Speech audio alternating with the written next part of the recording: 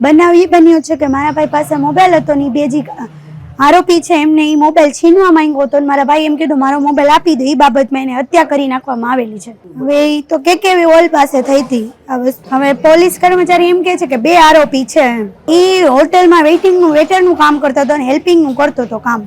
મારી માંગણી એટલી જ છે કે મારા ભાઈને ન્યાય મળવો જોઈએ અને એ જે ગુનેગાર છે આરોપી એનું મોરચા કાઢવું જોઈએ, સરકસ કાઢવું જોઈએ કે આવા હે ને બીજી વાર આ વસ્તુ કોઈના ઘરમાં કોઈનો દીકરો કોઈનો ભાઈ ન જાવો જોઈએ. આવી નાની નાની એવી બાબતથી આજ ફોન બાબતથી થયું, કાલ કંઈક બીજી બાબતથી કરશે આ ગુનો એ લોકો. એટલે મારી માંગણી એટલી જ છે કે કોઈના એવી એને સજા આપો, એવી એના ઉપર કાર્યવાહી કરો, કડકમાં કડક એને ફાંસીની સજા એને દ્યો કે બીજી વાર કોઈના છોકરાને કોઈના ભાઈને છીનવી ન શકે. આવા કોઈ આરોપી આવા કોઈ લુખ્ખા કે નાની નાની બાબતમાં મર્ડર કરે એને એટલી એને સજા આપો કે બીજી વાર આ વસ્તુ થવાથી લોકોને ધ્રુજ આવી જાય કે આ વસ્તુ ન કરાય. એમ કોઈનો ભાઈ કોઈનો દીકરો છીનવી નહીં તાકાત ન કરે, કોઈ બી લુખ્ખા આ વસ્તુ ન કરે. બસ મારી એટલી જ સરકાર તરફથી માંગણી છે કે એને કાંઈ સજા આપો, કડકમાં કડક સજા બનાવો, એને ફાંસીની સજા આપો, એને સરકસ કાઢો. એનો આખું રાજકોટ જોવે કે આ વસ્તુ ન થાય છે. નાની એવા ફોન બાબતમાં